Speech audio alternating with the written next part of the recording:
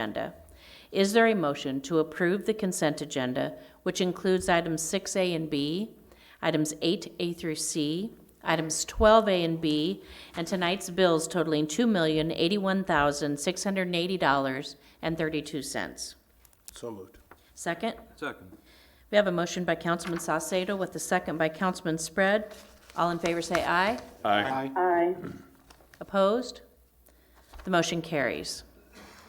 We're going to move on down now to 11A. We have presented for City Council's consideration the third and final reading of an ordinance vacating the right-of-way for Briar Street and portions of the adjoining alley. Briar Street no longer serves an interest to anyone beyond the adjoining property owners. Is there a motion to adopt this ordinance and to direct for its publication as required by law? So moved, Your Honor. Second. Second.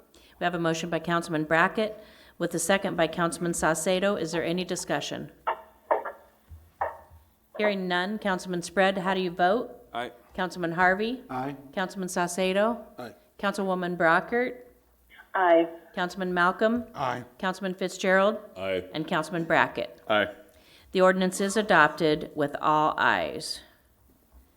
So we have 6 more resolutions that all follow from that ordinance. The first one is a resolution conveying the vacated right-of-way to Muscatine Used Parts. Do I have a motion to approve and adopt this resolution? So moved. Second. Your Honor. We have a motion by Councilman Saucedo with a second by Councilman Brackett. Any discussion? Councilman Malcolm, how do you vote? Aye. Councilman Fitzgerald? Aye. Councilman Brackett? Aye. Councilman Spread? Aye. Councilman Harvey? Aye. Councilwoman Brockert? Aye. And Councilman Saucedo. Aye. This resolution is adopted with all ayes. 11C then, we have this resolution conveys the vacated right-of-way to Chamberlain Heating and Air Conditioning. Do I have a motion to adopt this resolution? So moved, Your Honor. Second. We have a motion by Councilman Spread, second by Councilman Saucedo. Any discussion? Hearing none. Councilman Malcolm, how do you vote? Aye. Councilman Fitzgerald? Aye. Councilman Brackett? Aye. Councilman Spread? Aye. Councilman Harvey? Aye. Councilwoman Brockert? Aye. Councilman Saucedo. Aye. The resolution is adopted. 11D, this resolution conveys the vacated right-of-way to Millwork Properties. Do I have a motion to adopt this resolution? So moved. Second, Your Honor. We have a motion by Councilman Spread. Aye. No, And was it Spread or was it was you, Councilman Harvey? Councilman Harvey with a second by Councilman Brackett. Any discussion? Hearing none. Councilman Spread, how do you vote? Aye. Councilman Harvey? Aye. Councilwoman Brockert? Aye. Councilman Saucedo? Aye. Councilman Malcolm? Aye. Councilman Fitzgerald? Aye. Councilman Brackett. Aye. The resolution is adopted. 11E then. This one resolution conveys the vacated right-of-way to Thomas McCleary Sr. and Thomas McCleary Jr. Do I have a motion? So moved, Your Honor. Second. A second. We have a motion by Councilman, I think Oz was the first, Councilman Brackett. With this, I was with the second by Councilman Osmond. I meant between him and Spread for second. Any discussion? Hearing none. Councilman Spread, how do you vote? Aye. Councilman Harvey? Aye. Councilwoman Brockert? Aye. Councilman Saucedo? Aye. Councilman Malcolm? Aye. Councilman Fitzgerald? Aye. And Councilman Brackett. Aye. This resolution is adopted with all ayes. The next resolution conveys the vacated right-of-way to Gridco. Do I have a motion to adopt this resolution as submitted? So moved, Your Honor. Second. Second. We have a motion by Councilman Brackett with a second by Councilman Harvey. Any discussion? Councilman Spread, how do you vote? Aye. Councilman Harvey? Aye. Councilwoman Brockert? Aye. Councilman Saucedo? Aye. Councilman Brackett? Aye. Councilman Malcolm? Aye. Councilman Fitzgerald. Aye. This resolution is adopted with all ayes. The next resolution conveys the vacated right-of-way to Tracy Horton. Do I have a resolution? Do I have a motion to adopt the resolution as submitted? So moved, Your Honor. Second. A second. We have a motion by Councilman Brackett with a second by Councilman Malcolm. Any discussion here? Hearing none. Councilman Saucedo, how do you vote? Aye. Councilwoman Brockert? Aye. Councilman Harvey? Aye. Councilman Spread? Aye. Councilman Malcolm, Aye. Councilman Fitzgerald, Aye. and Councilman Brackett. Aye. This resolution is adopted also. 11H, we have presented for City Council's consideration the third and final reading of an ordinance vacating the right-of-way located on Lake Park Boulevard and Hancock Street to the adjacent 922 Hancock Street. The adjoining landowners plan to purchase the property from the city to use for their business.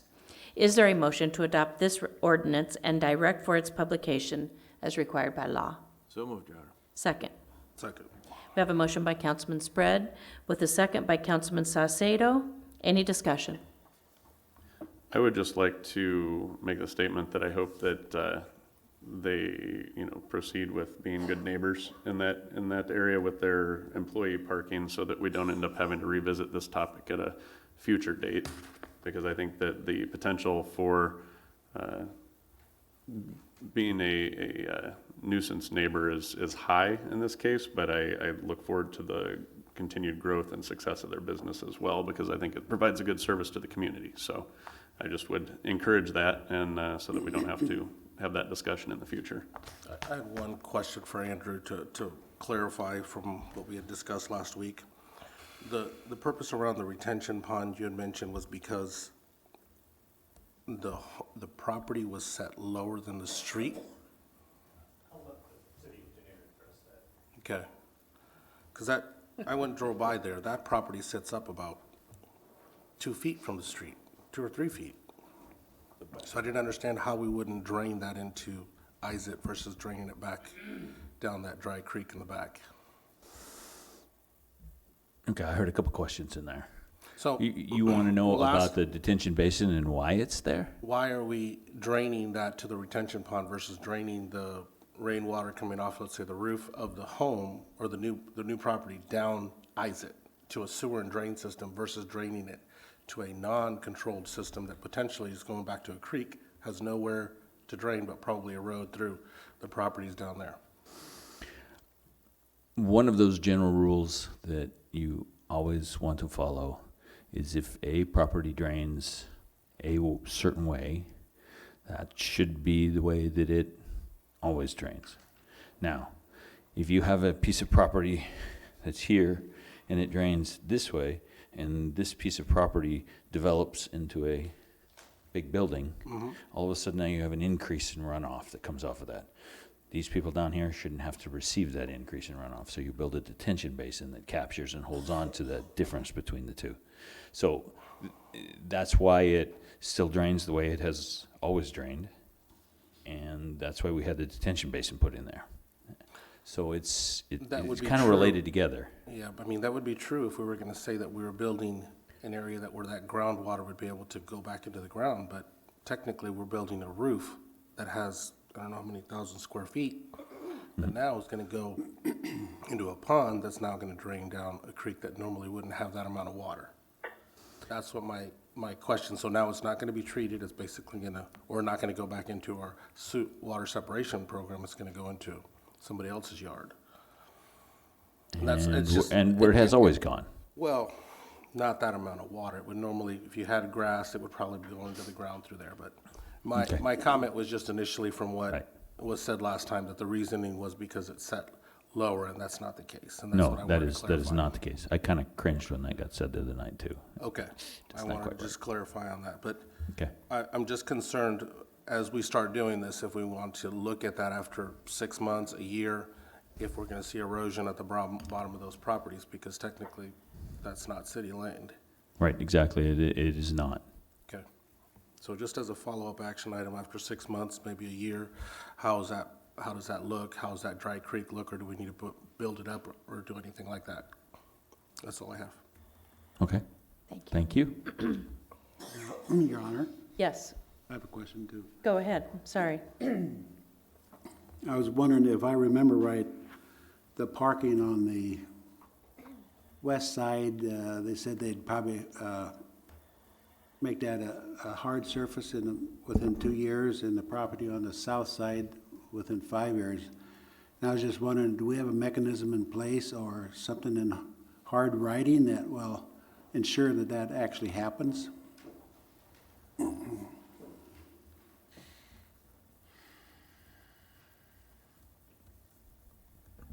Mayor, council, that'll be a part of the approved site plan. So there's two mechanisms by which we can enforce the site plan. One is pulling this, one is it's tied to the certificate of occupancy. The other, as with anything else, it would, if you chose to ignore it and didn't fix it on correction, it would be a municipal infraction that you could then take to court for a civil citation and a judge's order to remedy it. I'm only asking that because, you know, we've had some issues with non-hard surface parking areas, so I just want to be sure that it would be addressed in some fashion for this one. There's were it to come to that, there is enforcement mechanisms. We don't require like a performance bond or anything like that to ensure that it does get put in. No, that's No. not the mechanism we use. Okay. Thank you, Andrew. Hearing nothing else, please come up. State your name and address for council. My name's Ken LaRue. My wife Dana and I own non-emergency transport. The address is 922 Hancock and our personal address is 45 Colony Drive. I would just like to state for the record that at no time has our business been a nuisance to that area. We've been in good conversation and friends with everybody in that neighborhood in discussions, well, I shouldn't say discussions, but communication with them. No one has any complaints except for one individual, and I understand their concerns. Absolutely, I do. We've tried to talk to them and make things reasonable as far as parking and being considerate of their personal parking spaces. By the time the wife gets home, that spot is available 99% of the time for them to park and for their one son to park out front. And I remember in the past saying trash was an issue. You look at our property and there is no trash on our property. If you go down the street a little further, not pointing any fingers, I think you'll see where maybe that blows from. But we have tried our best. Our employees are polite to anybody who speaks to them, and some do not even speak to us.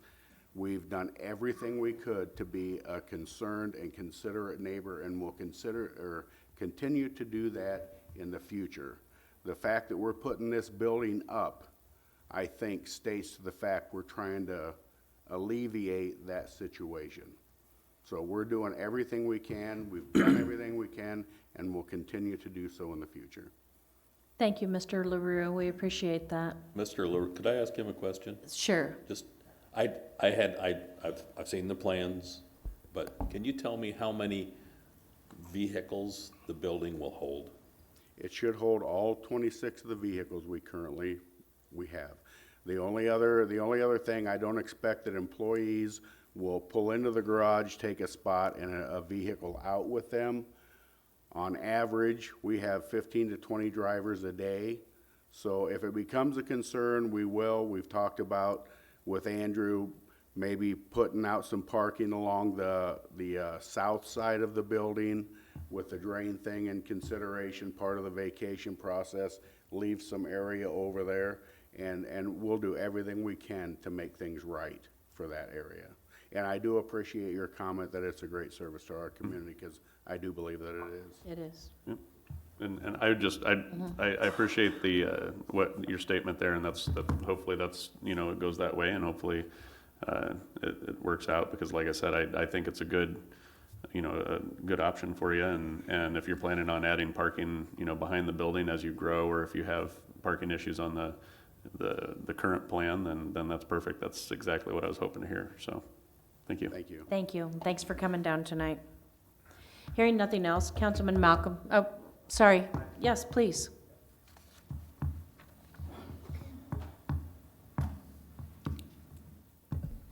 My name is John Parent. I live at 911 Hancock Street. I live right across the street from non-emergency transport, which the site plan that's going to be coming up and the vacation of the right-of-way, what we're here tonight about. There's been, listening to Mr. LaRue, I agree with a lot of what he has to say. There are some things, though, as far as being, a good neighbor and doing all that they can do. I mean, No, come on. They have a huge lot on their property that they could have chosen to pull into, and instead, they took property, a right-of-way, and used it, the city's property, without paying a fee, gravelled it, continued on using their business, building their fleet, okay? All along, they were taking their personal employee vehicles and congesting the residential side of the street, okay? That's a problem. That's not doing all that you can do when you have, I don't know how many thousands of square feet are over there in that grass lot. I mean, you've all seen it. You know what I'm talking about. I've been told that it's a public street and I can park on that side of the street if I want to. Well, come on. Am I really gonna go over there and try to park in their parking lot to walk over to my own house or have my family park over there? It's just not a realistic situation. It's really not. I think this site plan and the building, you know, I think it's light years ahead of what may or may not have ever happened over there. You know, I commend them on the fact that they're building their business. I do. I really do. But I mean, I still don't feel like I have any reassurances or assurances that, hey, once they build this, once, you know, it's landscaped and all that, that they're still not gonna park employee parking. They're still not gonna park vehicles. Customers are gonna park, you know, in front and congest Hancock Street. This is a residential side of the street that I live on. That's a business. Isn't there something that can be done? I mean, it's just one of those things. I have no curb. My yard gets rutted up. And yes, there is trash. There's stuff. I mean, I've had barbecue sauces, ranch sauces. Please direct your comments to council. Okay, set on my kid's side mirror on his car that clearly wasn't there when he parked there. I mean, these are just little, you know, problems that just, they build up and they build up. I mean, if you look at the situation and you say, hey, you have somebody saying that they actually are doing all that they can do, well, I don't believe that. Not for 1 second. Yes, they have cleared parking, you know. It has gotten a lot better since this proceeding has been going on. You know, I fear that once it's over, it'll probably just go right back to it without some assurance from the city that, hey, this is the boundary, you know. Hey, I know what it's like to go make $1. I know what it takes to do it. But negligence of the residents, I mean, they're zoned S2, correct? That is not supposed to interfere with the residential neighborhood and the flow of traffic. Can I respond? Thank you. I mean, you Yeah, we've got a couple council that would Yeah. like to respond. We understand your position. okay. Go ahead. Oh, okay, I didn't know if someone. Santos, you. Go ahead. Okay. Basically, what I would ask, you know, looking at the situation, we have, you know, whatever history you had there before, you know, and whatever, you know, and it sounds like maybe you've had some conversation or lack of conversation in the past. You know, it does, you know, they are building this building and putting parking in, and he stated, the business owner has stated that they will look at putting parking behind it, and I would hope that, you know, if it's necessary, that's accurate. And I would hope the business owner would take, you know, the residents' concerns into consideration as well, and he seemed to state that he did. And so the growth, you know, building this building is going to alleviate, you know, some of the issue. I can't guarantee you, obviously, that you're not gonna have people parking in front of your house, but I would welcome you back to talk to us if that, you know, becomes an issue. And so what I would hope is that you can, you know, kind of set things of the past aside, move forward and have a better relationship with the business on one side, your house on the other, and hopefully things will work out, and then you can say, well, you know, yep, they had some growing pains, and they made it right by putting the building and the parking in, and then you move forward, and then that way, you know, you and your home and they and their business don't have a conflict, you know. So I would love to see that, and I'd love to see, you know, hopefully both sides can take that into consideration so we don't have to address the issue in the future, and we can just move forward, and you can be happy in your home and they can have a successful business. And so that's what I would ask, would be that we can move forward and see what happens, and hopefully we don't have to come back and talk about it again. But, you know, if your use of, you know, your property is hindered by, or your property is damaged or things like that, then I would, you know, encourage you to take pictures, file report, that type of thing. But hopefully we don't have that kind of situation and we can all get along. Right. Do you have, No, Can go I ahead, go comment ahead. on what Councilman Brackett said? sure. Basically, I'm gonna go back to a question that Councilmember Harvey said, and it kinda asking Andrew Fangman and initially, you know, and then eventually, Jim Edgman came up and clarified that on the parking lot. Is there a mechanism, you know, in place that assures, I mean, you yourself here as a council want assurances, okay? As do I, a tax-paying citizen, you know, right across the street from a business that, I mean, has done wonderful. That's great. That's great. But you take all the things into consideration as far as, you know, vehicles warming up, headlights and, you know, to rutting up my yard, trash, I mean, everything. You take it all into consideration, okay? And then still being told that it's not them parking there, it's their employees parking. Where's my reassurance? I need something. I think part of the issue too is that it is a city street, and so people can park there. You know, we have people who have daycares in their home, and they will have people that park there, and the neighbors have had issues as well.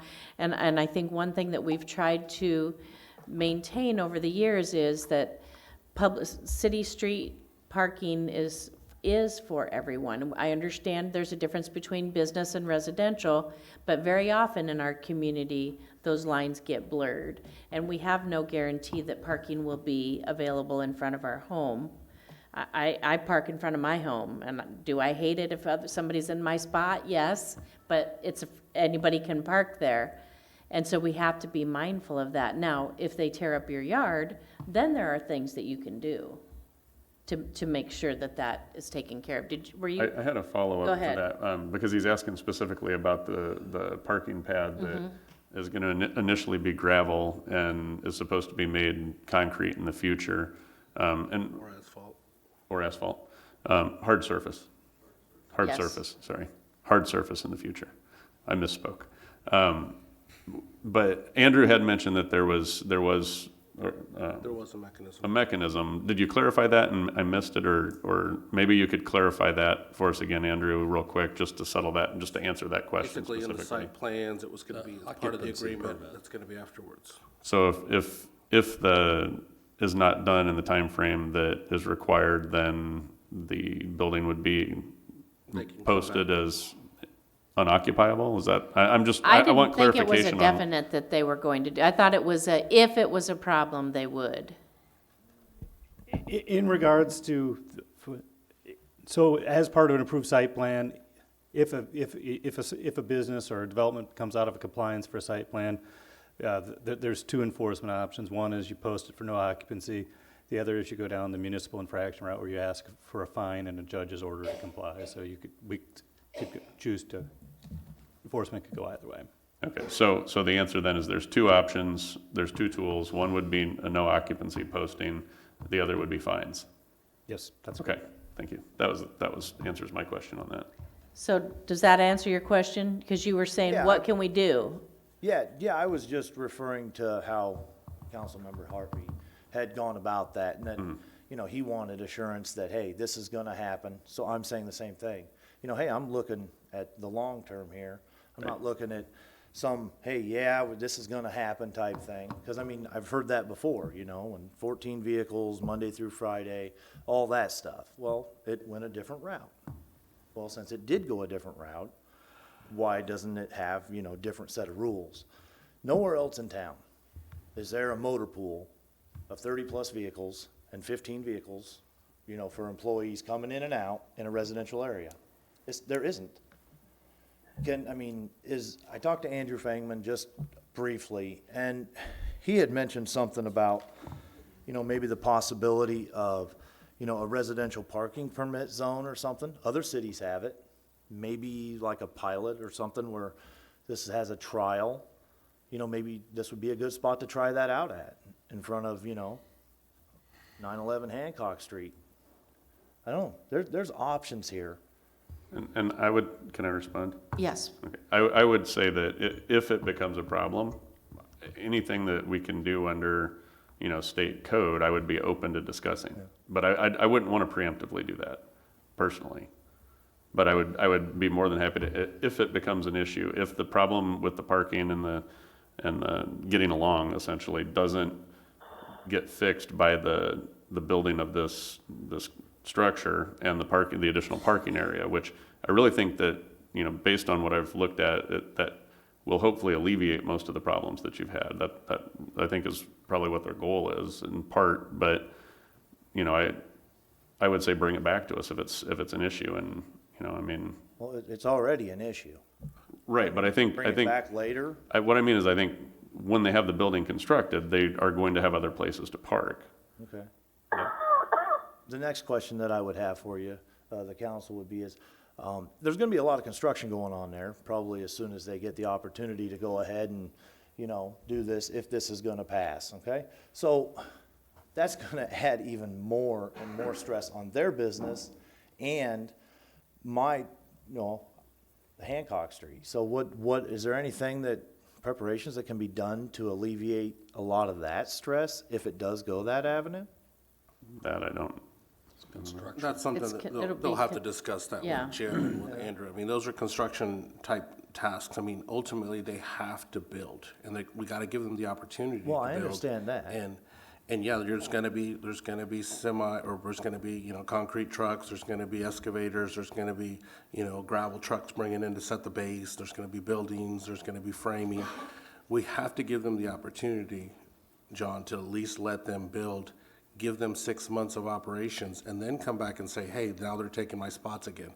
Then we can come back and you can provide that to us. But we as a council have to give him the opportunity to build, to grow, to fill out the site plans that Andrew and Jim have given them, and then be able to come back and review that they're still taking advantage of that. Right now, currently, as a council, we can't do anything in a sense of saying, don't park there right now, because they're still gonna have to build a construction. I mean, those are parts of the building requirements. There's gonna probably be mud, there's gonna be issues around those types of things.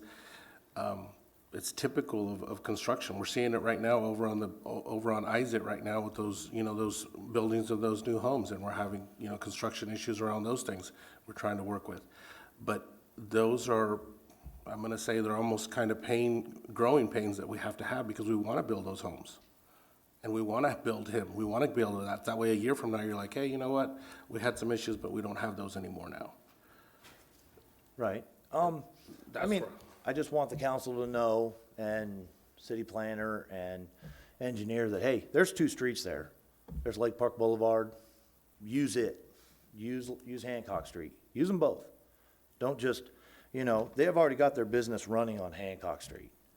I mean, during construction or whatever, I hear you loud and clear. And in the construction trade. I'm sure they're gonna probably say, hey, you know what? Meanwhile, let's gravel this one area so we park while we're doing this, so we can continue to bring semi or concrete trucks.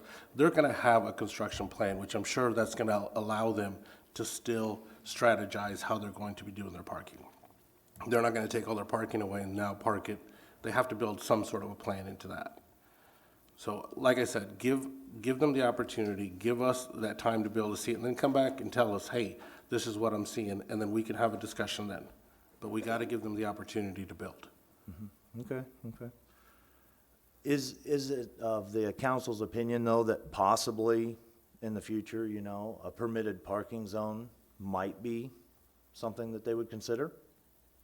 I can say that if there was an issue where it seemed feasible, I personally, if I'm still on the council at that time, would entertain that option. Yeah, right. I'm not running again, Absolutely. so. I mean, that's, I know. I just, I've had a lot of concerns about this. There's been a lot going on over there. And, to say that, they've been the best neighbors, no. But they're also running a business. I understand this, all right? But I still think there's something, that can be done, by the city to separate business from residential. I'm not just thinking about myself here. I'm thinking about the rest of the city. I mean, and what's to stop a company like this from not just having the one company they have two companies. They're limo service and they're non-emergency transport. What's to stop them from having a third spinoff, a fourth spinoff, add 10 or 15 more vehicles? I mean, Well, that would all need to come through, so it's not like it's a slippery slope. We're approving this part now. okay. Well, I mean, if the council feels, confident that this is gonna solve, or this is the right direction to go, well, vote accordingly. I mean, you guys made the decision, and gals, to, approve this in this neighborhood to begin with. So, might as well see what you do with it. We'll keep our eye on things, and hopefully, like Councilman Brackett said, this will make things better, having the building. Okay, If not, we'll still be here to talk to. okay. All right, thank you.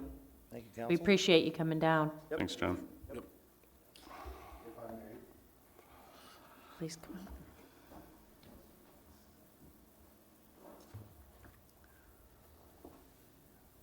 Do I need to say my name again? No. So anyway, as far as a barbecue thing on a mirror, there's no eating in our vehicles. We have cameras in our vehicles to monitor that. We hired a person to monitor the safety of our vehicles, tying people down to see if people are eating or not. There's nobody eating in our vehicles. I do know that there are kids that walk to and from, off and on the buses, on the street there. Perhaps, maybe that's where that comes from. We will plan on parking off-site while this construction goes on to alleviate that situation.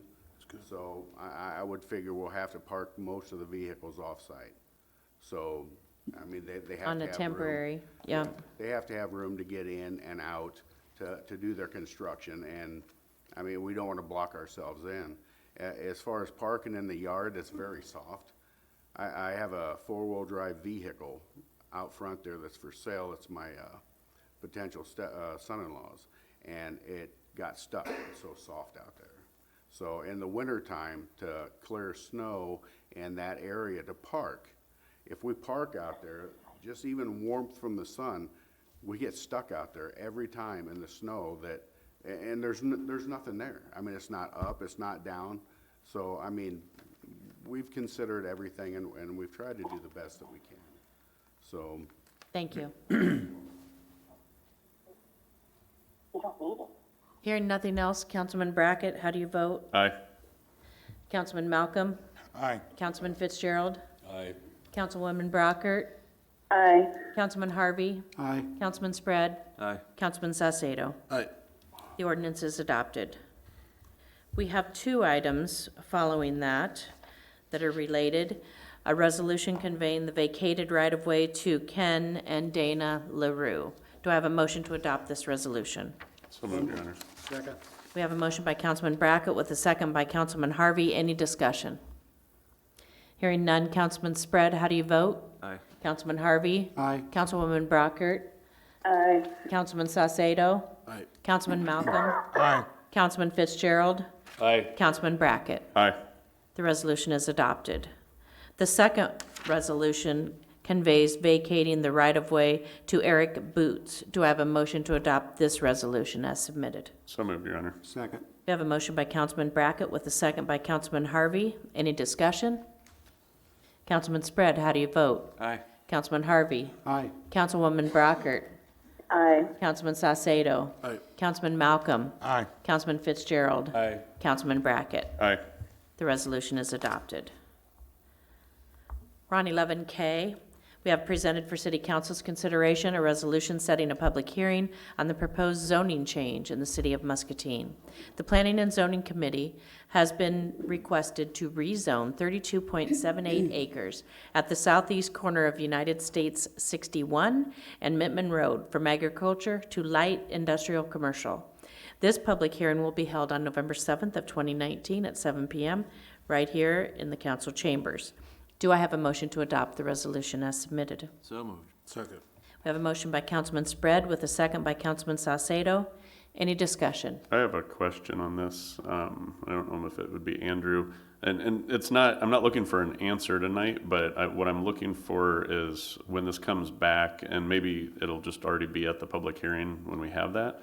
But I'm curious what I see that in the diagram that's in the attachment where it shows some changes to the street there, but I want to understand before we move this forward, where the expected traffic, the expected traffic flow. Are we going to have people crossing across 61 to turn into this? Are they going to be leaving Mittman Road and turning out onto heading 61 south? And how will that be handled? Because I've got I've got some concern. I wouldn't say a lot. I've got some concern about the safety of that. And so I will look for, at a future meeting, okay, if you have an answer now or a reply.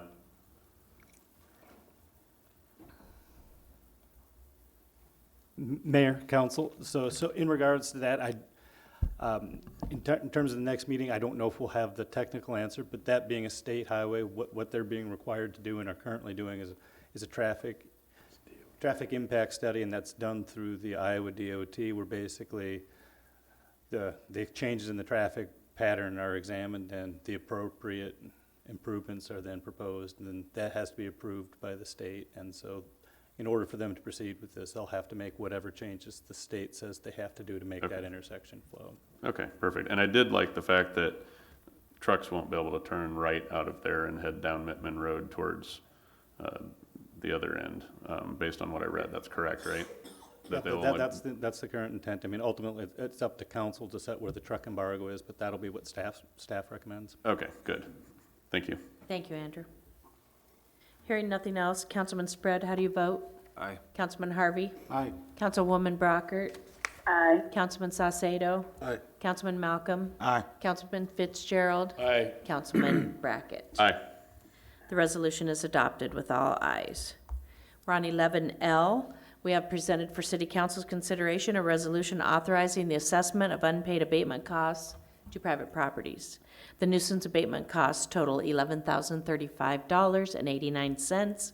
The administrative fees are $1,575, and the assessment fees are $2,500. The total fees being requested for assessment at this time totals $15,110.89. Do I have a motion to adopt the resolution as submitted? So moved. Second. Second. We have a motion by Councilman Harvey with a second by Councilman Saucedo. Any discussion? Councilman Spread, how do you vote? Aye. Councilman Harvey? Aye. Councilwoman Brockert? Aye. Councilman Saucedo? Aye. Councilman Malcolm? Aye. Councilman Fitzgerald? Aye. Councilman Brackett? Aye. The resolution is adopted with all ayes. We're on 11M. Presented for City Council's consideration as a resolution approving the preliminary final plat for Wilson subdivision, lots 76 and 77 of Island View addition to the City of Muscatine. Is there a motion to adopt the resolution as submitted? So moved, Your Honor. Second. We have a motion by Councilman Brackett with a second by Councilman Harvey.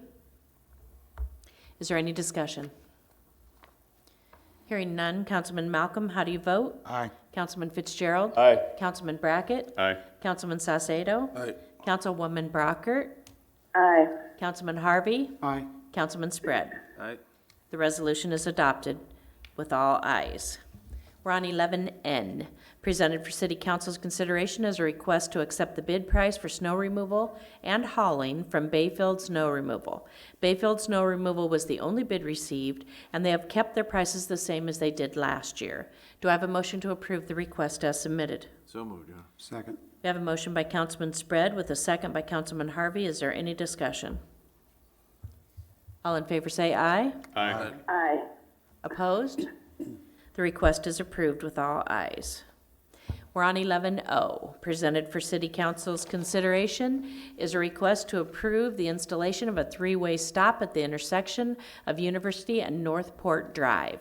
Signs were installed there temporarily during the construction of Quick Star, but now the traffic committee feels that maybe they should be a permanent fixture due to the increased amount of traffic there. Do I have a motion to approve the request as submitted? So moved, Your Honor. Second. We have a motion by Councilman Brackett with a second by Councilman Harvey. Do we have any discussion?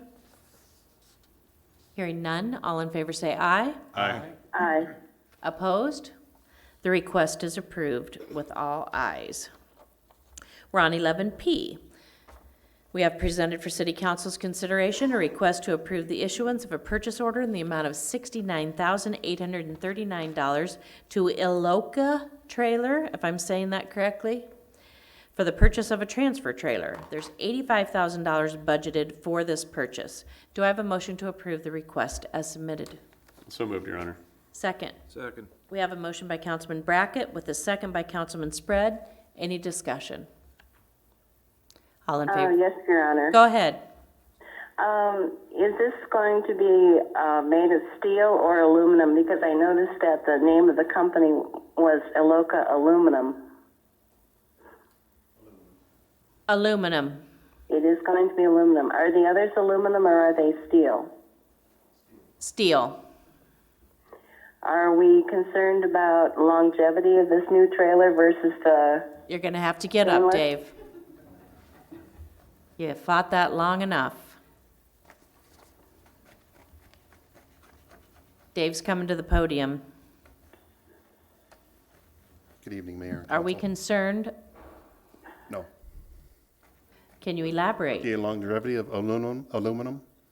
The industry for these trailers is making the transition from typically steel trailers to aluminum, mainly because of this factor, the longevity, the corrosion resistance and whatnot of aluminum versus steel. Did you get all that, Nadine? Yes, I did. Isn't aluminum a lighter material than steel, though? With the construction of this, it's about 500 pounds lighter than a steel trailer, not a whole lot. Okay, thank you. Yes. Thank you. Hearing nothing else, all in favor say aye. Aye. Aye. Opposed? The request is approved with all ayes. We're on 11Q. We have a request to approve the annual financial report to the state of Iowa for fiscal year ended June 30 of 2019. Do I have a motion to approve the request as submitted? So moved, Your Honor. Second. We have a motion by Councilman Spread with a second by Councilman Harvey. Do we have any discussion? Hearing none, all in favor say aye. Aye. Aye. Opposed? The request is approved with all ayes. We're down to communications. Councilman Harvey, do you have anything tonight? Nothing tonight, Your Honor. Councilman Spread. Nothing at this time, thank you. Councilman Fitzgerald. Nothing at this time. Councilman Malcolm. Yes, Your Honor, I have a few things. One, a few weeks ago, we asked administration and the engineers to come back with some sort of recommendation about the special needs parking from Mississippi Drive. Maybe they're really busy, but I haven't seen anything yet. I'm still waiting to give us a response about special needs parking over there. Okay. Two, we've talked loosely about Miller's Hill and their sliding adventure. I'd like to request what the previous event of this that took place and the corrective action that was provided. Can council be provided with the documentation for us to review? And then maybe we can discuss this at another time, because this problem still persists, and I don't want to blow past it and not address it. I think we need to look at that. And I'd like to see what the previous administration councils decided and what kind of action they took. And that way, we can form a plan of what we need to do about it, because, if it's a serious problem, we need to address it, just for public safety and all. And that's it I have for tonight, Your Honor. Okay, so we have Jim's up here to give us an answer on the ADA issue. Just real quick, Mayor, Council, those alternatives are being looked at. We do not have them yet. We certainly haven't lit a fire underneath it because the consultant that's doing that is finishing the plans for Grandview. But we will get you something relatively quickly. Thank you. And Thank then you. You also heard the request for some more information on Miller's Hill. What Yeah, has we been will- done in the We will past. get you some information on that. I'm not aware of the history on that. Thank you. All right, thank you. Anything else, Councilman Malcolm? No, Your Honor, thank you. Thank you. Councilwoman Brockert, do you have anything tonight? Yes, I do, Your Honor. Riverbend Neighbors Monday evening at 7 p.m. down at the fire station number 2. Thank you. Councilman Saucedo. Yes, I do. I'd like to pass this out to the rest of the council members. I don't know if you've seen this or not.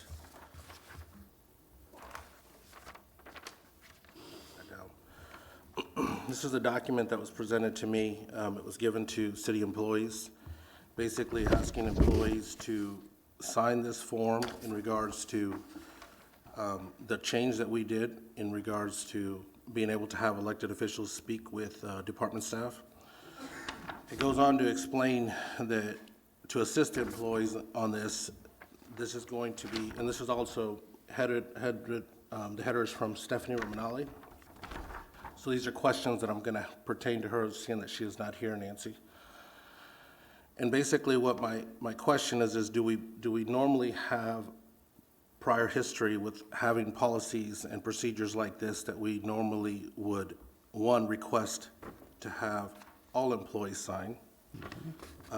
It goes on to explain, this is important as far as the retaliation policy that we adopted in regards to protecting our employees. But then it goes on to give guidance is provided to be sure employees understand their rights and responsibilities. I'm taken back by this because I don't understand if we normally have employees sign documents like this when we update ordinance or changes and like this. And if we do, I'd like to know what ones, because I'm kind of confused that we normally would require employees to sign something like this. These types of things are in the employee manual, and employees do sign off on the employee manual. So as this is a change to the manual, Okay. it's just a separate item to be signed off on. So when we have that, so then if we're updating the employee handbook, then we require the employees to sign? Yes, if we're making more changes, Okay. and we're actually reprinting a whole manual, not just adding a section to it like we are right now. So when we adopted the policy, the very last comments were basically elected officials shall have the access to department heads and staff, employees for the purposes of two-way communications. However, any meetings and issues and concerns raised by department heads and staff to elected officials shall be brought to the attention of the city administrator. I'm good with that because that's exactly what we adopted. What I'm concerned about is bullet number 6 at the very bottom says employees who meet with mayor or city council members are required to report any work-related conversations, meetings, or issues to the department head, city administrator immediately. And then it goes on, my signature acknowledges this receipt of this memo. I acknowledge that receipt and understand the ordinance change and associated policy and guidelines. I never remember requesting anything in this bullet number 6, or nor do I ever remember seeing this coming to council. Because if I have a conversation with somebody and I ask them, hey, how's that new fire truck we bought? And if they have a conversation and say, well, I wish we had snow tires, or something to that effect, now I'm basically looking at something like this, and if they don't say, hey, I didn't call the city administrator, I didn't tell my department head immediately, to me, this is an entrapment document. To try to say, well, now you said something bad about me, or something to that maybe effect. I'm confused if this is something like that we've ever done in the past. And those are concerns for me, being that we are requiring them to sign this, and this goes to all employees, because why am I wanting to get unbiased feedback or communications, constructive feedback on how we can improve our city, but then we're telling our employees that if you don't tell me that you talk to any city council member, basically immediately, then you're violating this contract that we're making you sign. That's going to be an update in the employee handbook. I am requesting that we remove bullet number 6, because that was never something that was given to us to say we want them to require. I mean, it's already saying it in the ordinance. Why are we requesting that? And those are questions that I'd like to have addressed from Stephanie and being able to give to us. Because to me, I feel this is a two-way streak in a sense. it doesn't make sense to me. Why are we making that requirement when the ordinance already states it? Not, the change for me is that where it requires them to say immediately. Yeah, We're and- already and asking them to do that. Staff can look at that exact language in there. I think a lot of the time that employees aren't aware of the discussion at council level. So this is the first time they're really seeing it, and they need to get a sense of the purpose and their role in it. You know, most employees probably won't have any contact. I understand that, but to me, it's very challenging for me to try to sit here and say, and then we can't even have a conversation with anybody until all of this is published and updated in the employee handbook, which I don't ever remember us making an ordinance change requiring it to wait till it's all published. We already vote on it, it should already be done. No, it doesn't have to wait till the manual is updated. This is an addendum to that manual. And by signing it, they're acknowledging that this is an addendum to it. It doesn't have to wait till it's actually But added to the manual. who authorized then these bullets, number 6? Where did that come from? Because that didn't come from us. That's where I'm coming from. This is not something that I agree on, and if we made we as a city council own the code. We as a city council never agreed on this bullet number 6. So I guess, yeah, if Stephanie can share that or enlighten us on how this came about, those are the questions that I have. Okay. And we can definitely look at it. I do know that the city attorney did review that before it went out to employees. So then who authorized that to the city attorney to make that change? That's what I'm getting at, because that never came from us. Okay, Okay. we'll look at it. Go ahead. Is it all right if I piggyback Yeah, on go ahead, that? go ahead. Okay. Reading this here, this basically contradicts the code change that we made and erases the code change that we made, the way that this reads to me. And so I feel that that is in direct conflict with the ruling that, you know, the code change that we passed. And I would absolutely want to see this removed from this document. I'd have to review it really closely to see if there's anything else that I would have an issue with. But that particular line item 6, is directly against the majority vote of the council and needs to come out. Taken on its face value, I also object to 6.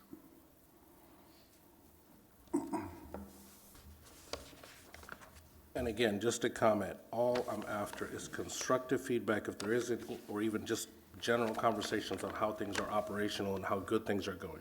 You know, it is our duty as, you know, citizens and council members to try to figure out and learn how we can continue to do better, how we as a council can grow and move forward. But when I see things like this, to me, this is a huge wall of communication issues that I am struggling with as a council member to figure out how am I improving, how am I growing, how am I getting better communications with my staff or whoever it is, even from my job to where I'm doing things volunteer. I want to be able to talk to people. I want to be able to build those relationships, and I can't with this. It's a very difficult piece, and I don't agree with it. But if you could follow up on that for me. Thank you. Councilman Malcolm. Is it possible if we make this an addendum item for next meeting where it gives staff time to collect their stuff and explain, and that way it'd be on our agenda. Everybody can see it, we can openly talk about it. If we have a consensus of 4? Yes.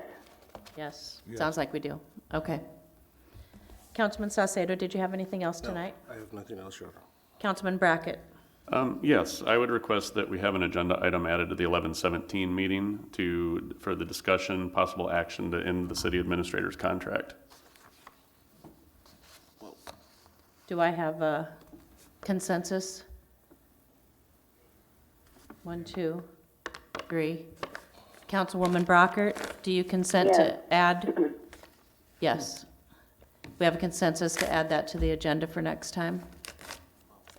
Anything else, Councilman Brackett? Nothing further. Was that next time or the 17th? 11/7, 11/7. that's the next meeting. So, staff, did you have anything tonight? Nothing, Your Honor. I have a few things. Please, reminder that we don't have any council meeting the next 2 Thursdays. I do have coffee with the mayor scheduled for Monday, October 21 at Bickford. Also, our city guests are going to be Chris Anderson is doing Paint the Pearl, and Amy Borgsteed with the Boy Scouts. We'll be hearing from both of them on Tuesday. The leaf schedule is out, and there's an open house at Public Safety Building from 12 to 3 on Sunday. If any of you have an opportunity to go down and learn of the services, take a tour of the facility, it's really nice if you haven't had an opportunity to go there. And lastly, I would just like to share that I know that there are a great deal of families in our community that are in need, especially around Christmas time. This is one of the weeks that Salvation Army is accepting applications for Christmas baskets for those families who need some assistance helping provide not only the holiday meal, but gifts for their children. So this week, tomorrow is the last day. There will be another opening in November. They do have hours that they're open down at Salvation Army on Oregon Street. Some hours in the morning, in the afternoon, and a few in the evening. But tomorrow, I would get down there tomorrow if you could. Otherwise, keep watching for those 3 dates in November. You just need to go down to Salvation Army. You don't have to have an appointment. And they will get you all fixed up and hopefully make Christmas be brighter for your family this year. Hearing nothing else, do I have a motion to adjourn? So moved. We're adjourned.